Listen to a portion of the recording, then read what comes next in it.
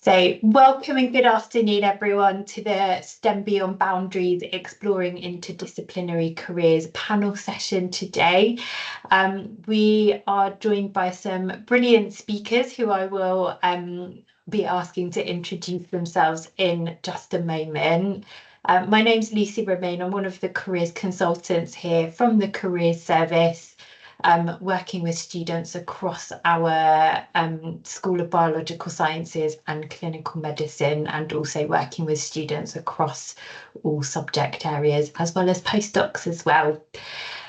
So in terms of our session today, we are running this because when we look at jobs in science and very broadly science and technology, we can see that the sectors and industries are becoming increasingly interdisciplinary, and there's a kind of much more blurred lines between disciplinary areas than perhaps there have been historically. And so we wanted to offer the opportunity to give you some insight into what this means in practice, to help you with navigating different career possibilities, and to understand how your skills and expertise might be used and valued outside of the kind of academic research setting as well. So hopefully give you a bit more flexibility in terms of thinking about different career options and knowing how your skills are valued. So in terms of how this session will run today, I'm going to hand over to our speakers for introductions first of all, and they're going to talk a little bit about their current role in organisation and their career path to date, and also share a little bit about what interdisciplinarity means to them and their organisation. We've got some opening questions to kick us off today as well, and then we'll hand over to all of you for your questions. So you should be able to access the Q&A function. You'll find it with the chat and the microphone settings. So do add your questions to the Q&A as you think of them. We will try and keep an eye on the chat and pick up any that go in there as well. And then we'll have a few minutes at the end. So we're aiming to finish by 1:45 today. And so without further ado, I'm going to stop sharing my slides. And I'm going to start with Lynette. If you'd kindly like to kick us off with introductions, that would be great. Sure. So good afternoon. My name's Lynette Holland. I'm Principal Scientist at Sampler. We're a spin-out of the university. We're about 45 employees, and we develop plastic replacement biopolymers that are based on plant proteins for use in applications which are really hard to recycle, such as coatings, films, and encapsulates. So my role is actually quite interdisciplinary, and it goes across our business. So I actually have three roles at the moment. The first is an R&D role, where I'm working to develop encapsulates with chemists and chemical engineers and our business development team. I also manage our IP portfolio. So in that, I work with the lawyers, with the patent attorneys to draft patents and litigation. And then third, I'm the sustainability lead for the company. So I work on a technical side on life cycle assessments, but I also work with our operations team to have our sustainable practices in place, and do all the corporate ESG reporting, which is working with communications team and marketing. So quite a variety in what I do today. And how did I get here? So I did natural sciences and then chemical engineering. And in my third year, I did an internship at Procter & Gamble. And then when I graduated with my master's, they offered me a job. And I joined them as a process development engineer and was there for over 20 years. But it was 20 years with a huge variety of roles. I started off making tons an hour of washing powder in a manufacturing site, and then worked my way backwards in the process, doing pilot plant work, doing lab work, and eventually ended up working with academics across the country on milligram-sized quantities of brand new chemicals to go into those formulations. So quite a big variety. I then left P&G and actually became a technology transfer manager at Brunel University, so helping academics to take their inventions into industry. And I worked on a huge variety of stuff, from acoustical, aeronautical engineering to alloys and phytomining. It's all stuff that I'd never done before, but very interesting.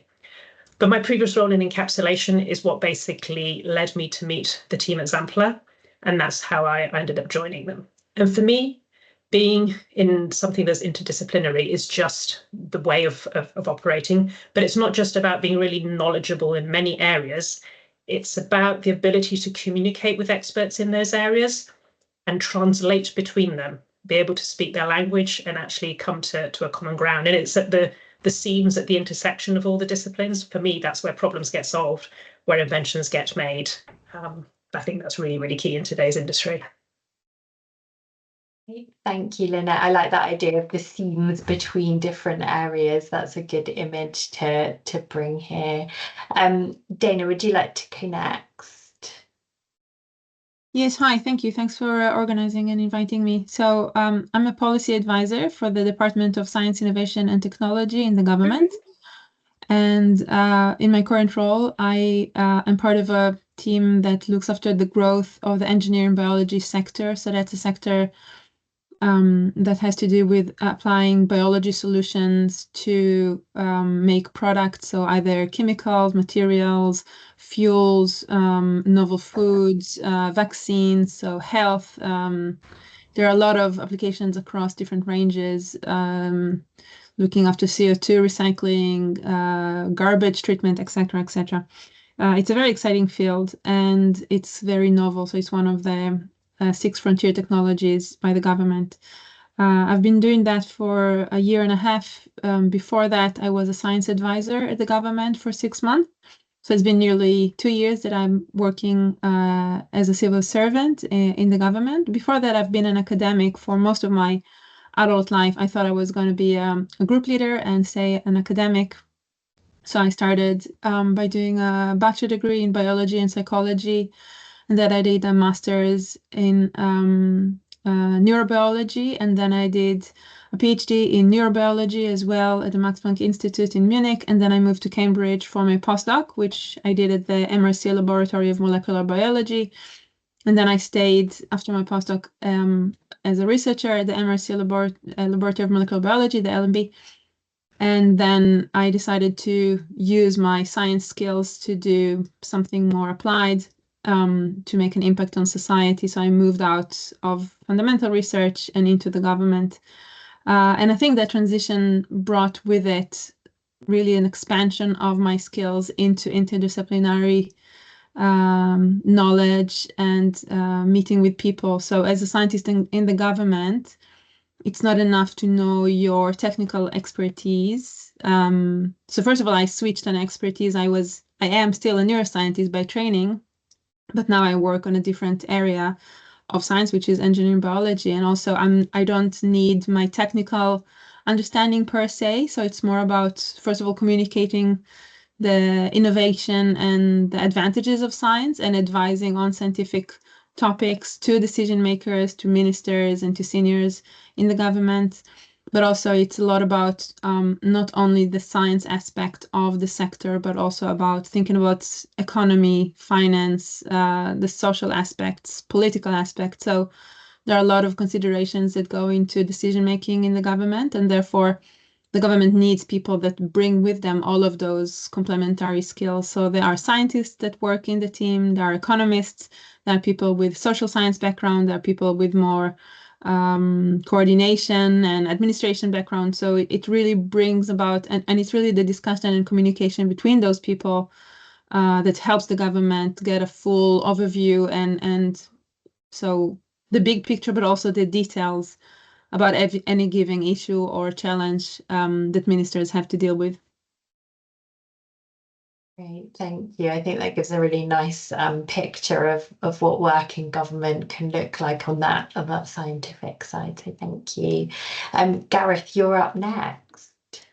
Okay, thank you very much, and thank you to you, Lucy and Nick, for inviting me today. So I'm Gareth. I'm an innovation consultant at Innovia Technology. We're based in Cambridge, in Chesterton, just behind the Newmarket Road Tesco, if you're a local student. We work across all sectors, and we're looking to help clients do innovation. So it could be food sector, it could be consumer health, it could be med tech, it could be energy, it could be luxury goods. In each case, often those companies can have a particular problem that's quite complex.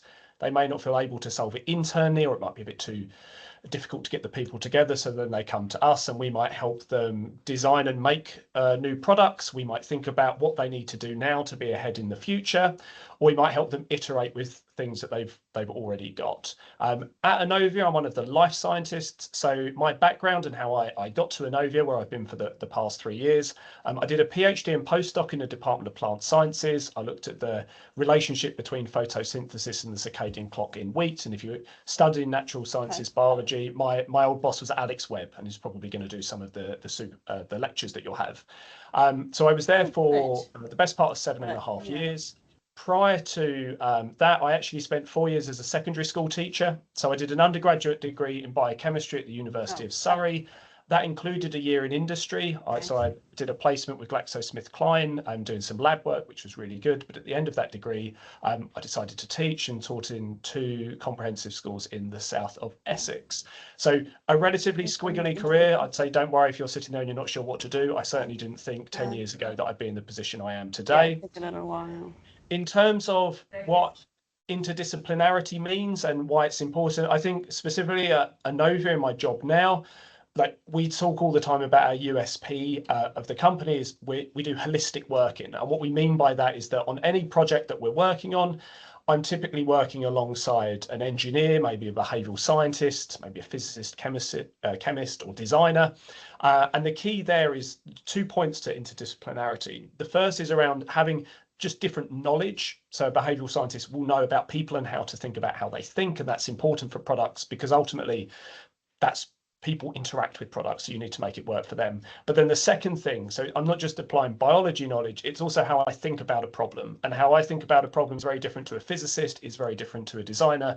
But by having those different mindsets together, it helps us to get to solutions for complex challenges a lot faster than a large company that may be very siloed into R&D on one continent, commercial on another continent.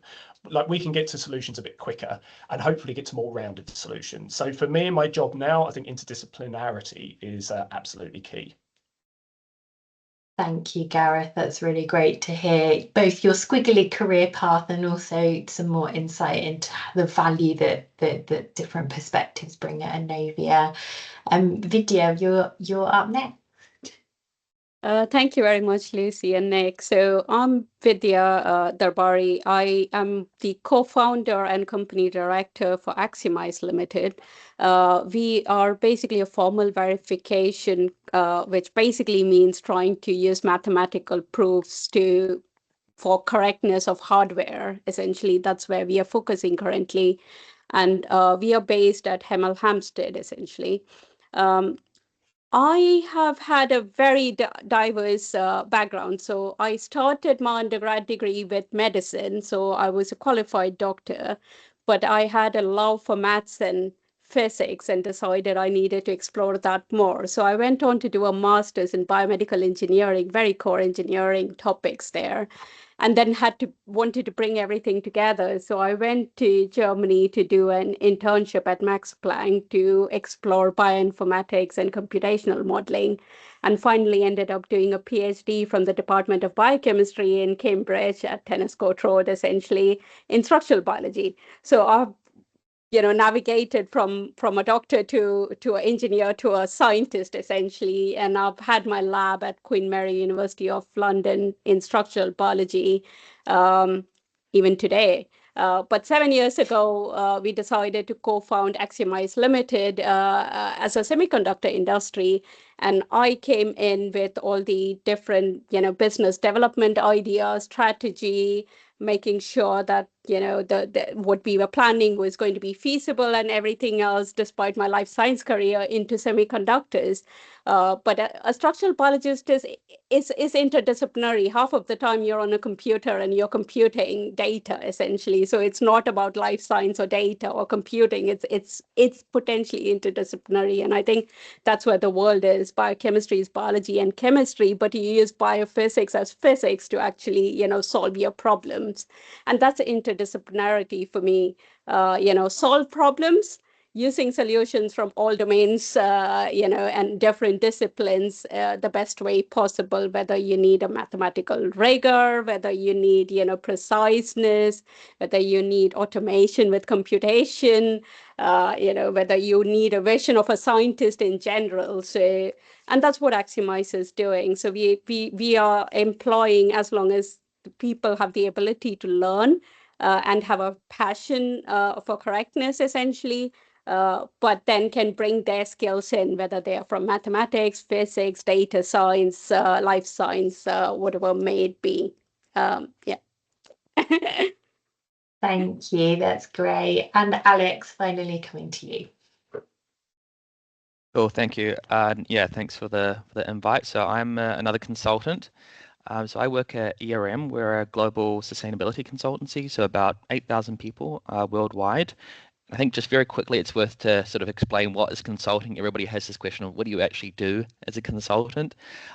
So essentially, you answer questions and help clients on any sort of topic that they might be interested in. So it's very sort of broad. It's very sort of vague. So some examples. So some recent projects that I've worked on. We've helped the Irish government develop their strategy for carbon capture, so helping them understand the techno-economics and the policy for that. And that's a plan to reduce emissions from that country by about 8 million tons of CO2 per year. Other examples, we worked with global power companies on developing their plans for how to decarbonize their portfolio. So that's a 2 billion sort of energy company, and again, putting together the economics of how you do that decarbonization.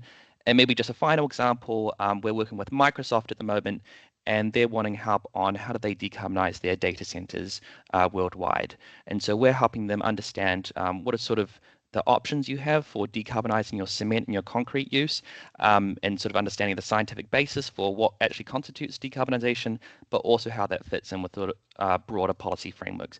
So it's a very sort of broad, set of topics, but generally we work on helping clients sort of progress the energy transition. How do I get there? So I'm from New Zealand, as you might be able to tell from my accent. I did my undergrad there. I worked at 2 startups for a brief time, and then I did my PhD in physics at Cambridge. There I did. We were working on developing these organic solar panels, so organic semiconductors.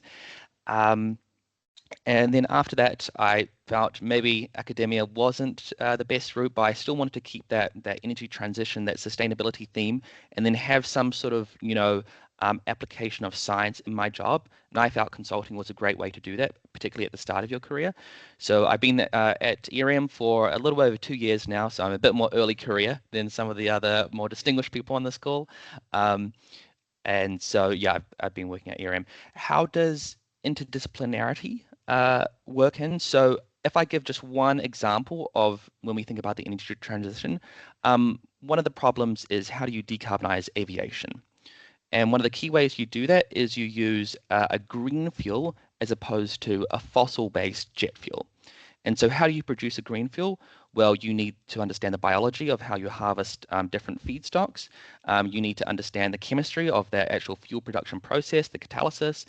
You need to know the physics of how you actually transport your feedstocks with, compressed CO2 pipelines. You need to know the engineering of your e-fuels plant. You need to know the policy factors. How much is the EU government going to pay you? The answer is quite a lot. So you really need to be able to understand all of these factors to sort of, I would say, properly, provide value to clients and really give them, good advice. So I would say, without the role that I'm in, it really does bring in a lot of different elements across lots of different parts of science, because ultimately, to drive, help tackle climate change, it really is all encompassing. So thank you. Great, thank you so much. And Alex and Gareth, I think you've given some really nice examples of what interdisciplinarity looks like on a day-to-day basis in your work. And I'm wondering if Lynette, Dana, and Vidya, might you want to add some kind of more day-to-day examples of how interdisciplinary individuals and teams come together in your roles and in your organizations. And Vidya, I see you've unmuted, so I'll come to you first if that's okay. Sure, Lucy. So for us, like I said, it all comes back down to problem solving. It's just that the domain is hardware, and when it is problem solving, it depends on what kind of problems we are solving. So some of them are domain specific, so hardware, and then having some kind of hardware knowledge helps there. But because at the back you're doing proofs, the maths comes into play in terms of how you're going to actually reduce the problem or decompose the problem or come to a solution. And getting to those solutions sometimes, quite often come from a different discipline. So we have physicists, for example, and they come in and they say, oh, I have been doing this way in physics. Can I apply it over here? And they bring a different way of solving the problem. At the end of the day, yes, there's some kind of logic structure to it, but logic applies everywhere, and hence it becomes interesting. But then we're building software as well. So we have databases, we have automation, we have, graphics that we need in terms of UI, UX, and, all of those aspects that come together. So then we have, different other disciplines coming together over there. Thank you. I think that's really helpful. And Lynette, you've obviously worked in a couple of different places. So would you like to share kind of from your perspective what kind of how those people with interdisciplinary backgrounds are coming together at a practical level and the value that that's adding to the work that organizations do? I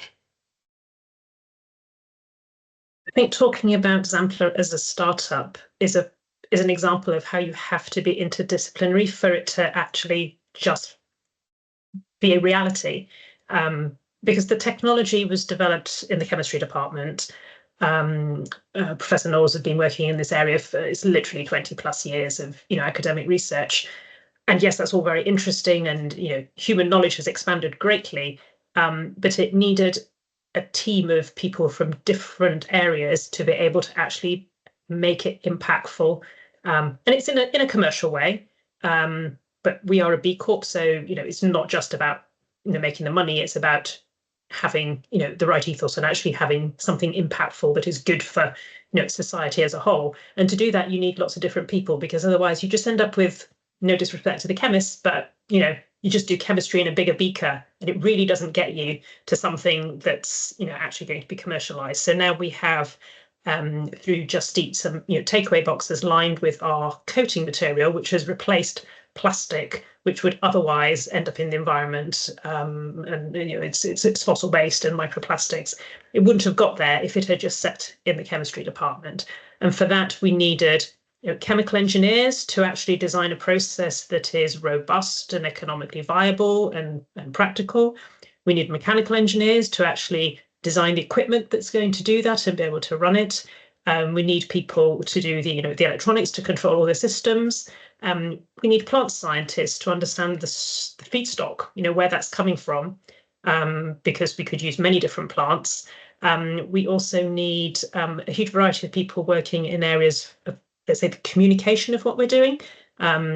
Marketing maybe doesn't have a great name, but actually it's about communicating to customers why they want your product, because otherwise nobody's going to pay for it. We need legal people who understand the regulations that are driving some of these changes, which are really helpful. We need to protect our inventions with patents, so we need attorneys. Without all those people, it would not become a reality, essentially. So I don't think there is an option to not do it in that way in industry. And I think for me, the difference between the startup and the larger company is that in a startup, those roles are done by an individual, or maybe individuals share roles, and they themselves, like in my role, I'm quite multitasking. If you're in a larger organization like P&G, you may have 200 chemists and 500 engineers, but they still need to talk to each other. Great, thank you. I think that's a really good example that really shines a light on where all of that different expertise adds value. And Dana, would you like to share a bit more in the policy space about kind of how individuals with different disciplinary backgrounds are kind of supporting that policy work and the value that those different kind of backgrounds and expertise add to that work? Yeah, so I would say I don't use my very deep technical knowledge on a daily basis, but I do use my biology background to understand the science that stands behind the innovations that we are supporting. So you do need an understanding of how far the science can take you, but then you also need to embed that in a business understanding. So similar to what other people have said on the call, specifically Lynette, about techno-economical analysis, life cycle analysis, you need to know the products are viable and they can actually become profitable at some point for businesses to survive. So you need to also have this business understanding to advise to the minister on how to progress on some decision making. You need to have a bigger economical background or collaborate with people who have the economical expertise to understand how, let's say, if the government considers to build a new infrastructure, a big facility, how would that investment make an impact on the sector for the longer run? So you need to put that into an economic model that combines a much bigger macro understanding of the society. And on top of that, if the government wants to do to change the way people behave, for example, we need to understand the public opinions and approach to certain topics. So you also need the social scientists to sort of understand whether people are ready to do some changes and how people perceive certain innovation and technological changes. For example, now we have discussions about cell-cultivated proteins, which is a potential application of engineering biology. So for very novel products, if you're thinking about the edge of knowledge or frontier technologies, people need to be accepting those technologies. So there is a very, I think, yeah, there are very, very important applications that don't fall within the narrow definition of what is a biologist or what is an economist or what is a social scientist. So to make decisions in a good way to benefit, the whole of society, you really must have a big picture understanding and take all of those considerations into account.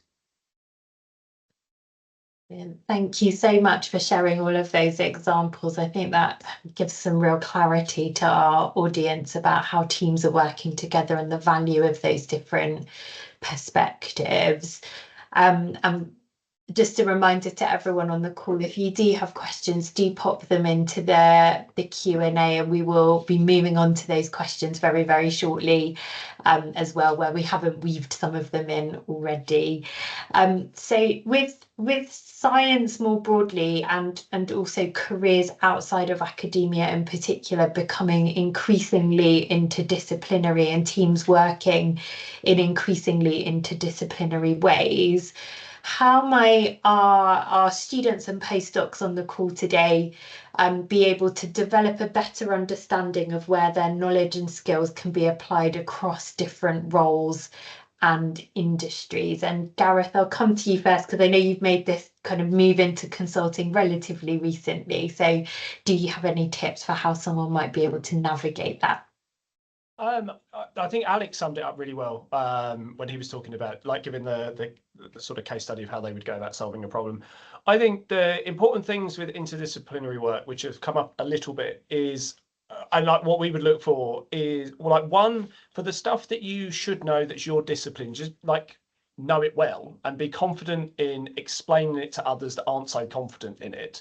Because I think actually that's where interdisciplinary work can fall down. You can know everything about your subject, but if you can't explain it to someone with a different background to you in a comfortable way, then it's not going to work very well in the long term. So I think any opportunity to practice explaining what you do, that could be when you go home. I used to have a lot of practice explaining to my parents, who are absolutely not scientists, what am I doing? And you've then got to pitch it at a certain level. Or if you're, I don't know, out in Cambridge, or you've gone to a dinner, or you're, I don't know, in the pub having a drink with someone that's, a scientist but not your science, you would then pitch it a little bit differently. And likewise, if you're going to talk at conferences, you're pitching your content at another level again. And I think that practicing communication and also being able to, like, read how the other person is like taking that information in and adapting how you talk and how you get that across. I think that's like one of the really key things, and the only way you can really practice that or get good at that is to just keep practicing. So talk to as many people as you can about the stuff you're passionate about, that's your subject, and always be trying to gauge, are they understanding what I'm saying, or is it just sailing straight over their head? That's a really good tip and something really tangible people can be practicing all the time.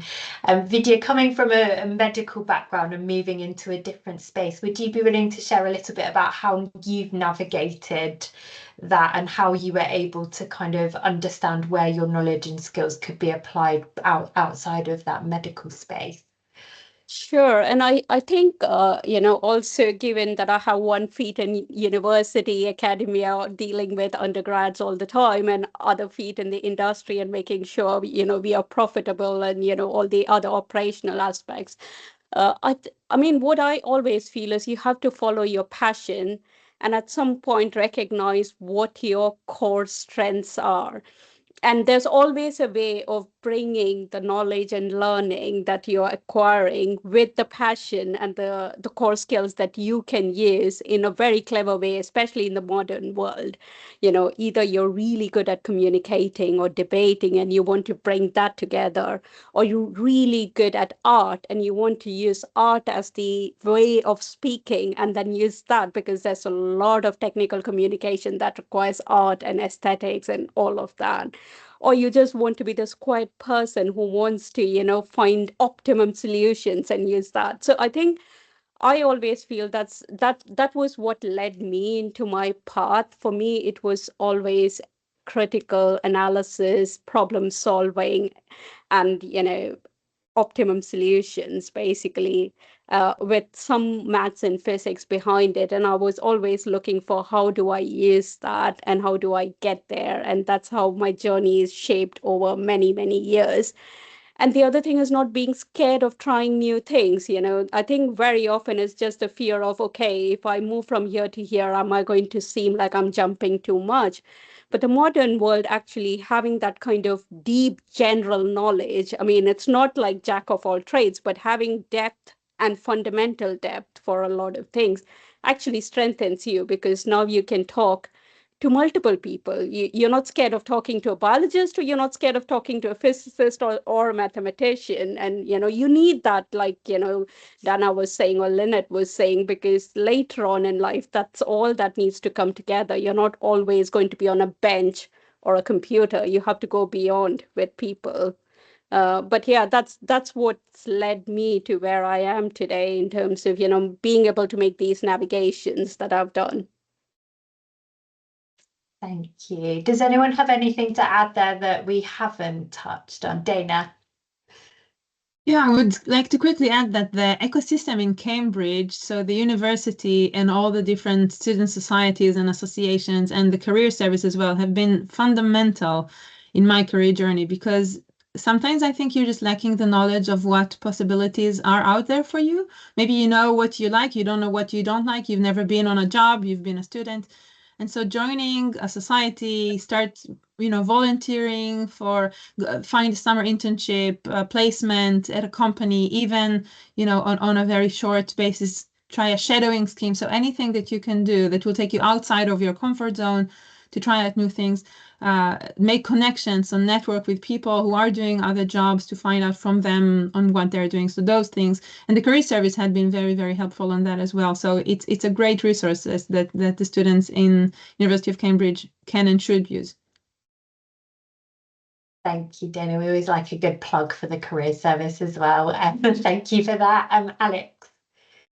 Yeah, I'll also plug the career service. So it was really, really helpful for myself.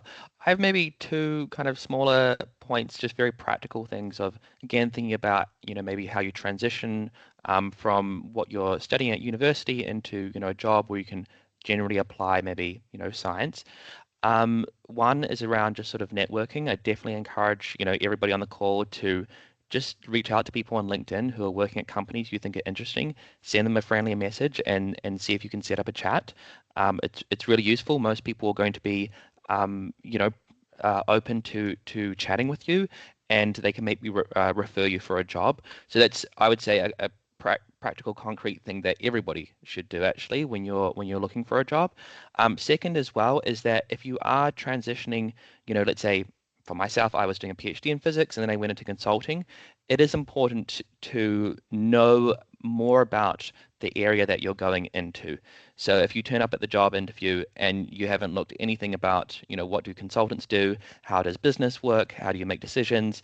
And you've only just been studying, your quantum mechanics, that you're not going to be as competitive as other people who have really taken the time to, search up online, do a lot of reading, a lot of background reading to understand, what it would be like in that new industry. So it's just a little bit of doing that that work on your end as well.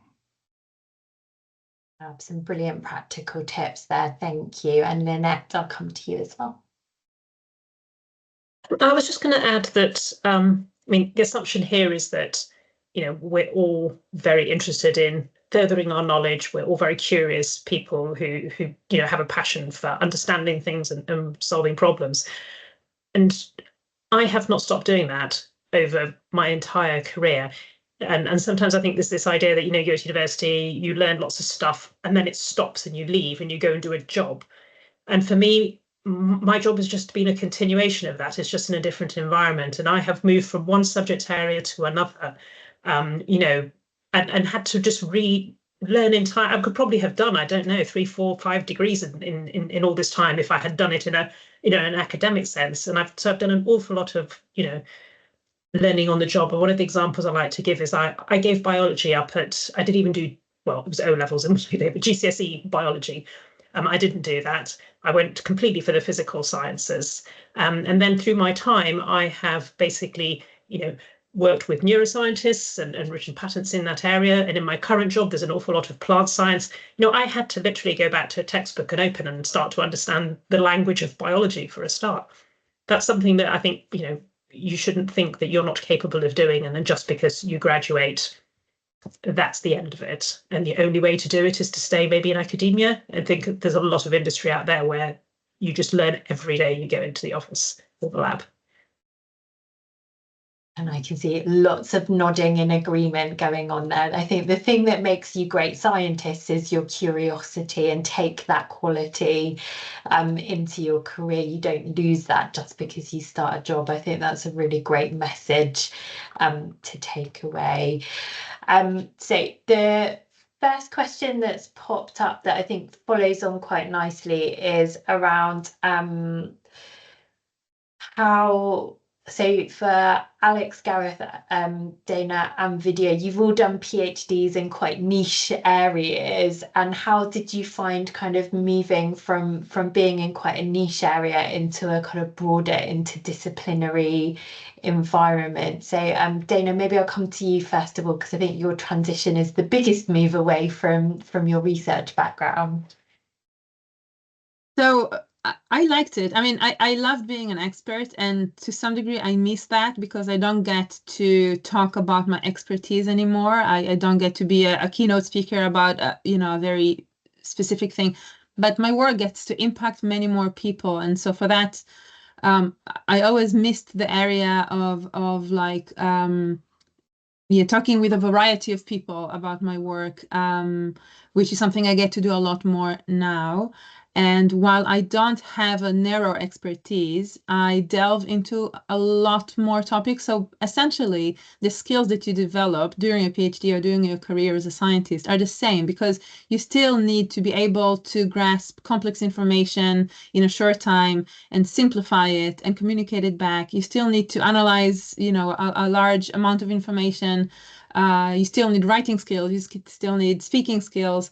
So maybe you don't get to do experiments to, sit next to a microscope or whatever it is that you do in the lab or whatever you do in your science education. But essentially what you're doing in your head is the same type of thinking capacity. And you still need to be an expert in your topic of area, even though it's a much wider area. So I found the transition quite refreshing. That's great, thank you. And Gareth, do you want to comment a bit on how you adapted into the kind of broader work of Innovia? Yeah, so I think there are there challenges? I always think like sometimes you can think there's huge challenges from a transition, but actually like it would be a much bigger transition to go from doing a PhD and postdoc to being a plumber or something than it has been to go into consultancy. So I think that's the first thing to keep in mind. All things are relative. I think knowing, unfortunately, I'm still yet to do a project at Inovia on the circadian clock in wheat, despite the fact that I think it would be a wonderful thing to do. But in all, having got to the level of knowing a fair amount about that, you get good at sort of reading papers, and there's a time when I know all of the papers in that area. I think now probably the hardest thing to get used to is that I have to make recommendations and sort of act on things having not read 100% of the literature on a certain area. So you have to get yourself up to speed quickly so you can make confident recommendations, but without being as sure as I would have been doing if writing a review paper previously. With that said, I think there's a lot of joy in that. It's nice to learn new things in different areas. I think the other thing that I end up relying on more now than perhaps I did during my PhD was like the more foundational biology. So I did a lot of supervising at the university as well, particular first year biology of cells. And actually that level of content knowledge has been really useful because it's a broad introduction into a wide range of foundational biology, which then allows me to learn more quickly about new areas. And like it really is for me very varied. I mean, from skincare to nutrition to pain to allergy to food chemistry are all things within the last few months that I've been looking at and getting up to speed with. So yeah, there is some trade-offs like Dana says, but actually, I mean, I still find it very enjoyable. Great, thank you, Gareth. And Alex, do you want to comment on your perspective, having moved from a physics PhD to ERM and that kind of consultancy as well? Yeah, sure. I mean, I would echo a lot of what Dana and Gareth mentioned. I mean, for me, I found it actually really refreshing. Towards the end of the PhD, I definitely felt like what I was doing was quite niche and maybe wouldn't impact the world very much. And now, at least in the job, I do feel like the projects that we're working on, hopefully they can lead to, millions of tons of CO2 from being abated. So there is that aspect. I think a lot of the skills that you get from doing a PhD and also just science more broadly really apply to a lot of different types of business, and particularly consulting. A lot of what we do is, researching a new area, getting up to speed very quickly, doing some analysis, presenting that information, doing that in a way which is clear to the client and, they're credible as well. That's very, very similar to the scientific process. So there's a lot of applicability, and I think people who come from that research background actually bring a bit of some advantages when they come to consulting, particularly around that confidence of diving into a new topic. Especially with the PhD, you're sort of just thrown into the pool and you have to swim a little bit. So you bring in that confidence. Maybe one thing I find a little bit more challenging is that, throughout science, you really get to sort of explore all the things that you're curious in. So if there's one small little thing around, I don't know, the quantum mechanics of how a particular molecule, whatever, absorbs light, I can really go. In consulting, we're a bit more focused on the bottom line. And so we don't really have enough time to sort of dive into every little interesting niche. So you have to be a bit more practical and kind of balance that a little bit more. So that, of course, is a little bit of a trade-off. Thank you, Alex. So it's really great to hear how your broader research skills and experience in the academic space have added value to that career transition. And Vidya, you're still connected with academia in your work now. So would you like to touch a little bit on perhaps that benefit of having almost a foot in both sides there, and perhaps how that Sure. supports your work? I mean, what I was going to say was my academic work is very, very biology led. Whereas my work with Axiomized, which I contribute very heavily to, is in the semiconductor space. So they're very different from a domain perspective. But I do sit in all the technical, strategy calls, essentially, with all the engineers at Axiomized. And what I find refreshing in this, I mean, it's a lot like Gareth said and Alex said, basically, where they have to communicate with me for me to understand everything when I'm not the implementation expert, which quite often exposes gaps which they haven't thought about. But it's the art of asking questions which we learn as a PhD, or a focused, whether it's a master's, PhD, or any of these disciplines. You ask what I bring is asking these really good questions, because I'm trying to fill the gaps in my head. And that starts exposing issues, because I'm not really interested in the implementation. That's for the experts to implement. For me, it's like, is everything holding together? Is it solving a problem? Is it an important problem? And where do we get with it, right?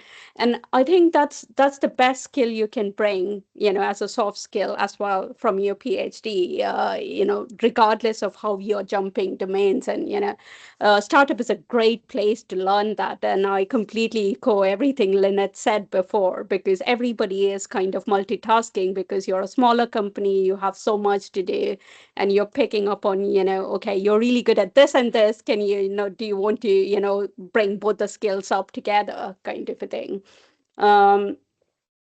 In terms of academia, again, as you grow in academics, you're also taking up a lot of different roles. I mean, I lead a center with 33 different academics there who are all doing different things. And again, you're looking at funding streams and you're thinking what the next topic is. And one of the things I wanted to highlight was, previously focused research and techniques were fine. Now we have to, even as academics, become interdisciplinary and start looking at how can we collaborate with different parts of the faculties, different people, to make the science even bigger. Engineering biology is the classic example for it. Collaborations between, different parts of faculties need to come together to solve the bigger problem, essentially. So academics is not, is not resistant to, you need it there as well. Thank you. And we're going to slightly change track now, but I think Vidya, you touched on this already, which is we've got a question around pros and cons of working at a startup straight after graduation compared to a more established company. So Lynette, given you started your career in a large company and now work for a startup, do you want to kick us off with this one? A very good question. I think it's very much a personal choice, and the kind of person you are and how you work. I would freely admit that I would in no way have started at a startup when I had graduated. It wasn't me. I needed almost the safety of a large organization with a very obvious training path and and a specific boss and a mentor, and that kind of whole era. And I think maybe it's coming out of Cambridge and having the whole college system is all slightly cotton padded in a way. So that really appealed to me. And when I did my internship, I kind of got that feeling that there were people there who were willing to teach me as well, and that I would learn things. Whereas within a startup, there are fewer people and probably a lot less time. And so you need to be a lot more proactive if you want to do any learning yourself, and probably be more confident than I was, at that point in time. But having said that, we have taken people, literally graduates straight from the university, and some people really, really thrive on that freedom and flexibility to be able to have a go at things that in a large organization you would never be allowed to do, because there would be somebody else who can already do it. So I think it's not good or bad or or right or wrong. I think it's very much about how personally you would like to work and how much freedom and how much of a really rigorous structure you want to be. And I personally think that I learned an awful lot about how to do things in a very rigorous, processed way, and following standard procedures and being really well taught, and very grateful for all the opportunities I had. And now I see I can pass that on to people in a smaller organization, and I wouldn't have had that opportunity, but likewise other people do it the other way. Thank you, Lynette. Vidya, do you have anything to add from working with a startup at the moment? Sure. I mean, I am seeing the journey. So Axioma is actually we have mostly, I would say, graduates so graduate jobs and graduate entries, and that's because the field is niche, and and not taught in every university as a module that they are ready exactly for expert level service. So we have training programs and everything there.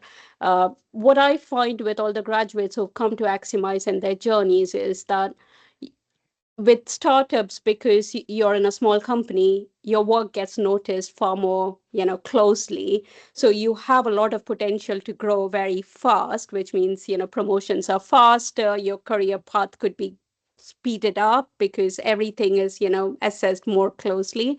But that also can have the other flip side, which means that the safety aspect of it, because you're always exposed in a way to your performance far more than you would be in a larger organization. But I think for a lot of startups, training programs are now in place in a way that, especially with, modern technologies and, learning platforms are in place to get people, into newer areas and get them trained there. So I don't think training as such is a challenge for Aximize as much as, the willingness to learn and happy to be, there and the proactiveness that's required. Great, thank you. And Gareth, Alex, or Dana, have you got anything you'd like to add there from the various types of organisations you work in? Gareth? Schools are their own unique environment. I think the only thing that I've noticed on that sort of front, although I mean, Inovia would be, I think, classed as a small to mid-sized company. So it's existed for just over 25 years. There's about 80 people here in total.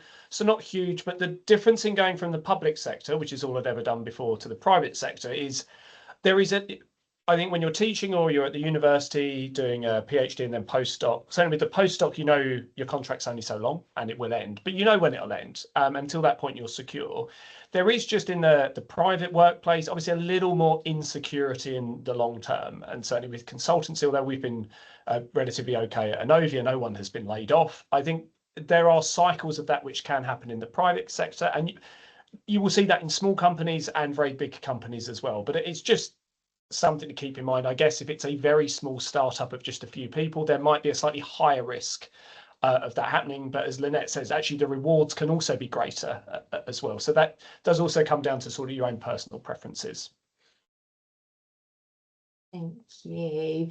And a follow-on question for all of you around kind of looking at different types of organisations, around kind of work culture and whether you feel that there's flexibility in terms of things like hybrid and remote working, the ability to travel, and basically whether you feel for your career and the path you've taken, whether there's that flexibility in terms of location and ways of working, or actually is it more in person and in one place? Gareth, you've unmuted very quickly, so I'll come to you first. Yeah, so I think there's a few facets to this that I think if you're sitting there listening to us today, you need to think about what's important to you. At Inovia, I've got a lot of flexibility. Actually, we work a set number of hours. We can do several days from home per week if we want to. There is some travel, but not lots of travel. You're never forced to do that. Other consultancies, there may be more travel. You may be forced to work in the office all the time, or you might be able to work remotely all the time. I think for me, it works because I have a small child at home. My wife is a teacher locally, so has a lack of flexibility in her role. Therefore, the flexibility for me is really important, as is the work-life balance. At the stage of life I'm in at the moment, 10 years ago, that probably wasn't the case. I would have been probably happier to work more hours or travel even more. So I think that's a personal thing, and I'm sure all of us here on this panel today will have different answers to this because it's a very specific thing for a company. But if you think it's important for you, then certainly check that out early when you're thinking about applying somewhere. Thank you, Gareth. And Alex, I see you've got your hand up as well. Yeah, I mean, for us, we're sort of we're very flexible, so you can work from home as much as you would like, completely work from home if you want, and then occasionally there might be some travel. I think it's hard to have a set rule for the big companies or smaller companies, whether that will be remote, hybrid, all in person. It really is quite specific. Maybe just one point to add, and this kind of relates back to the previous question as well, is with the big companies, you'll likely have a bit more mobility in terms of visas, and then also in terms of different offices around the world. Smaller companies, you'll probably find are going to be it's very rare for them to sponsor visas if you're an international like myself. And then also the larger companies, they might have a lot of different offices around the world, and that can give you sort of additional options. So again, it's quite specific to your situation. Thank you. And Lynette, I can see you've got a hand up as well. Yeah, I wanted to make 2 points. So one of them is that most of the people in our organisation who are in kind of scientific roles, they will do some hybrid working, but a lot of our work is still lab work. So if you really, enjoy lab work, whether you're, a chemist or an engineer and you want to be in a factory, you just need to factor that into account, because you physically have to be, in the location to do the experiments. But maybe you want to do more of the desk-based type science research, and then, hybrid and home working obviously fits a lot better with that. So we have a combination of that. The other thing I wanted to mention was large companies is there can be two very different types of routes for careers. And Procter & Gamble, if you look at their website, will give examples of this. Is one thing I did, is you start all at the same level as a graduate, but then through your career, you can progress either through to become a technical expert through a technical route, or you can be a manager, a people manager, and you go into managing larger projects and larger people. And I'm often asked the question, do I have to stop being a scientist? Do I have to stop being an engineer to become a manager? And the manager is the only way to progress and to have a career. And there are plenty of large organizations out there where you don't have to do that. You continue to be a scientist or an engineer, and you're very technically based, but there still is a route to progression. You can be an individual contributor, all the way up to board level. Essentially, and be that real technical expert, and you don't have to manage people, because some people do want to do that, and that is their expertise and they're good at it, but some others don't. Some others just want to, and I've managed at most maybe 2-3 people at a time. I've never had a large organization, but I can still have a huge impact by being a technical individual contributor. I think that's a really good point, because it's often something people are really concerned about, is what their career progression might look like in the longer term, and whether they'll need to move away from technical work to progress. So it's great to have that reassurance. Thank you, Lynette. And Vidya. Yeah, just wanted to make another quick point in terms of hybrid working. I think if you're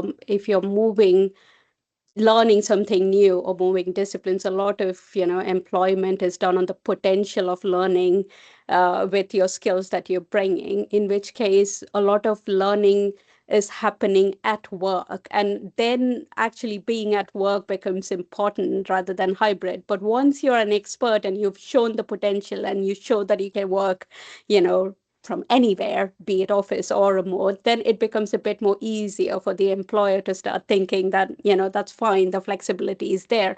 So I think employers are mostly happy to be flexible, but it depends on, what you bring on board, and just being mindful of that when, quite often. That's great. Thank you, Vidya. Dana, do you have anything that you'd like to add to that question?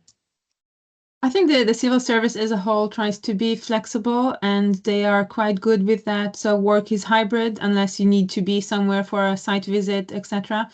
So I still live in Cambridge, and I travel to London twice a week to work in Westminster, but there are offices for the civil service spread across the UK. So you don't have to go to London. You can work in one of the other branches. It's called Places for Growth.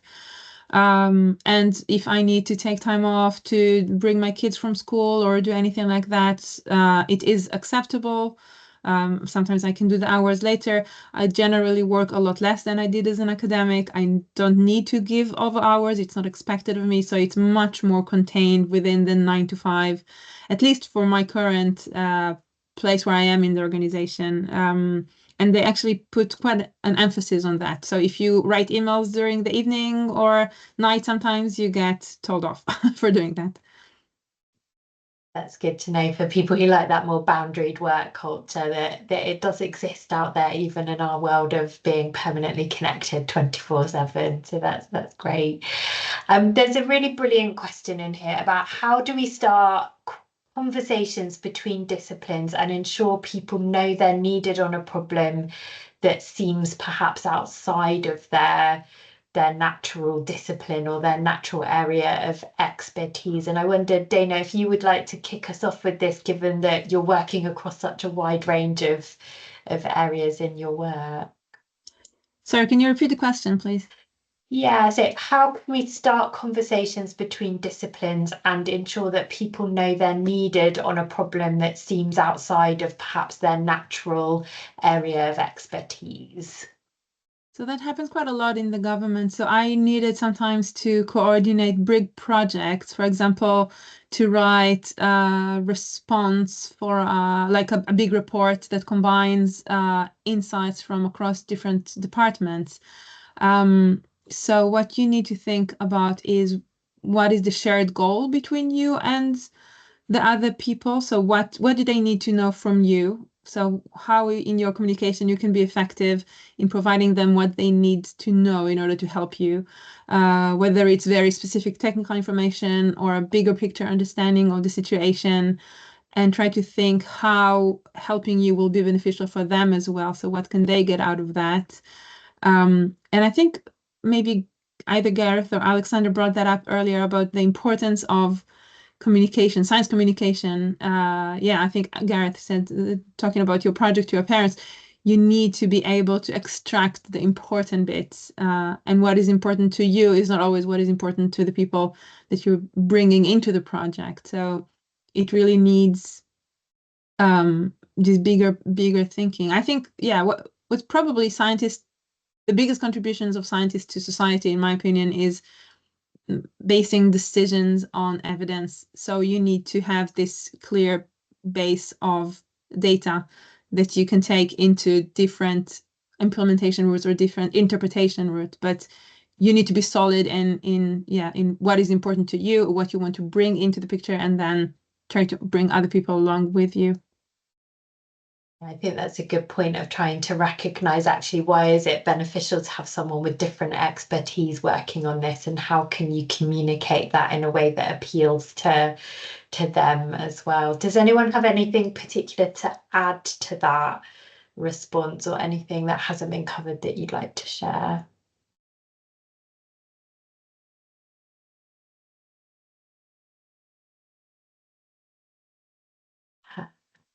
And in terms, there's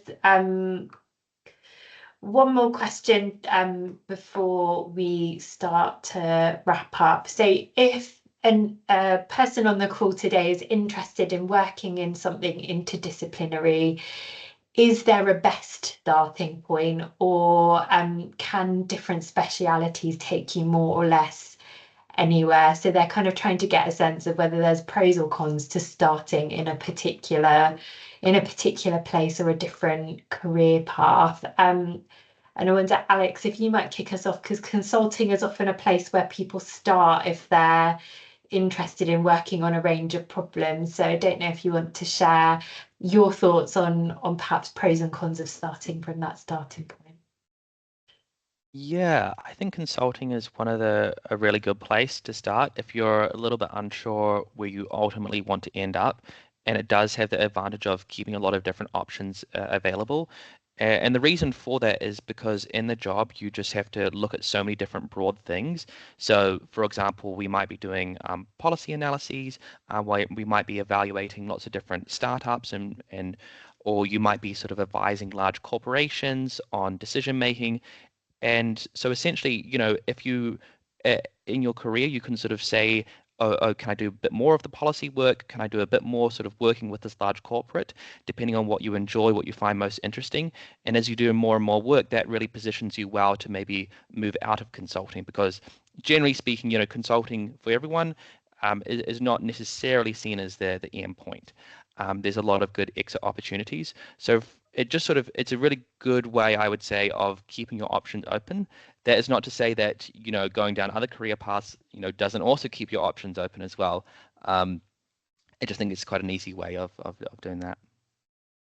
Thank you. Gareth, do you want to add anything there from a consulting perspective? No, I think I agree with that. And the other thing you often do get with consultancy, so for example, at Inovia, we have open at the moment internships for next summer. So you can often go in and like dabble and see what you think about it. And I think for anything you're thinking of doing, if you can get in and do an internship, or even like if you wanted to be a teacher, just go ask if you can watch lessons for a week, just to get an idea of what the job's really going to be like. I guess the only thing I've not necessarily noticed here at Inovia for 3 years, I imagine it would be harder now, and it was pretty hard to go, having taught for 4 years, to go back into academia and start a PhD. I realised that science had moved on a lot, and I had forgotten a lot of stuff. So that was quite a challenge. I have heard from some others over time that if they've been looking to get back into the lab and do lab work, and they've been consulting for 5 years, actually going back into that real technical space is quite challenging to find a role in somewhere that will take you on, because they may be wanting people that have a bit fresher out of the university or not had that break. So that might be something to think about. But again, I guess the challenge here is that what employers are looking for at different organizations is invariably different. So my advice would always be just make the best decision you can for yourself at the time, and then trust that. Yeah, I think that's some really good advice there. Vidya, Lynette and Dana, do any of you have anything to add around kind of, is there an ideal starting point, or are there things that students should consider at that starting point? And Lynette, I see you've unmuted. See, don't be afraid just to have a go. You know, a job isn't a prison sentence. It doesn't go forever. You know, you can do something. Obviously, you know, you don't want to be chopping every 6 months and then you have to explain why you've done, 10 things in 6 months. But, there probably are organizations that want people like that. But don't be afraid to have a go. And as Gareth said, summer internships, or even I know there are kind of like PhD seminar type things, which are just like a week or so, where you get to basically be immersed. And then you see what it's like from the inside, and that should really help you make a decision as what's right for you. There's no one size fits all. Thank you. I think that's a really good piece of advice. Just give things a try. And absolutely, all jobs have a notice period. You're not forced to stay in them if it's not right for you. Dana, Vidya, do you have anything you'd like to add to that one? So I actually would like to protect the expertise pathway. I think you can zoom out and become like a generalist at any point of your career. Maybe it becomes more difficult later, but if you don't have an expertise to begin with, it can become a lot more difficult to gain one afterwards. I think becoming an expert or having an area in which you understand a lot of, maybe you won't ever use that information specific, but you know what it means to solve problems. You know what it means to get down to the bottom of something and really understand that. And I think that is such an important skills for anything that you would like to do.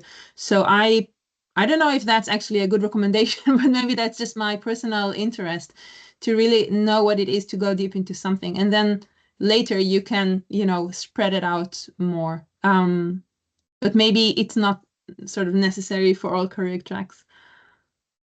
Yeah, it comes back to that, knowing what's important to you as an individual and kind of following that to pursue your career. Absolutely.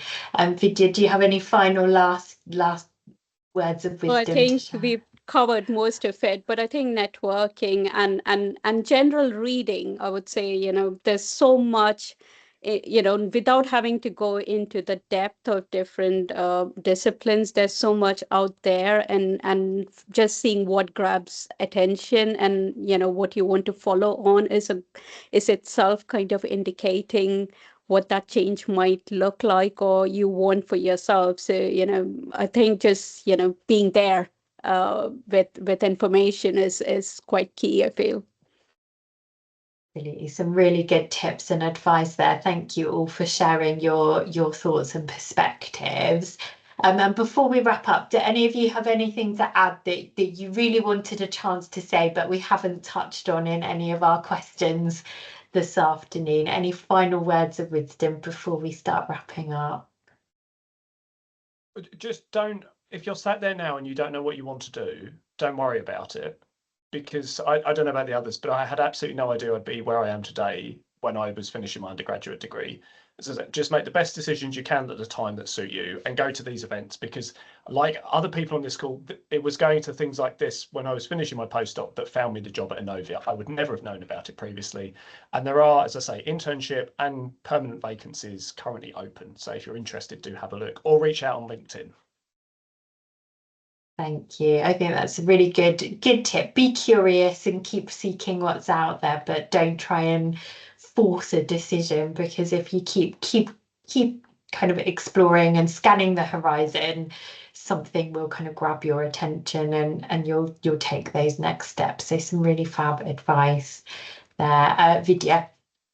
Yeah, I mean, just following on from what you said, I wanted to say, don't be scared of interviews. I think you learn from every interview, and interview is a two-way process. It's not just the employer seeking you; it's you seeking the employer. And I think sometimes we forget that when you're on the other side of the table. So every you're assessing both ways. So don't be scared. Just go and speak, because you will learn a lot more about these different options as you explore it as well.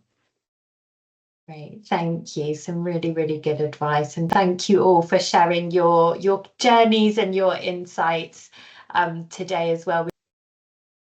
Thank you. Thank you. Thank you very much. Thank you. Thanks, everyone.